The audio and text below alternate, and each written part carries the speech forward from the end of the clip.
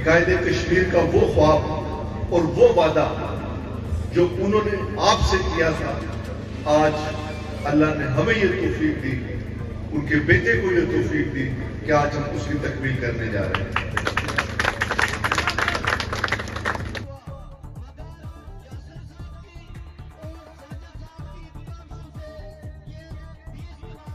कि 90 में हम इकट्ठे 3 MLA थे, बैरिस्टर साहब और मैं और चौधरी रशीद और उस्मानी से, आजाद मुस्लिम जमात से।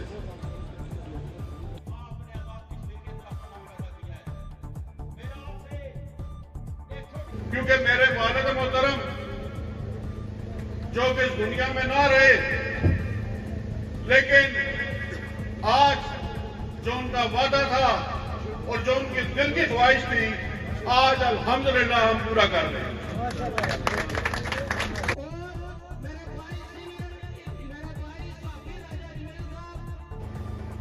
असानी हुकूमत, असाना वजीर आजम ये उन्होंने लोगों विचों नहीं है जेड़े ऐलान करने तो मुड़ी गाला कढ़वाई तो जाने सी। असाना वो कम नहीं है दोस्तों।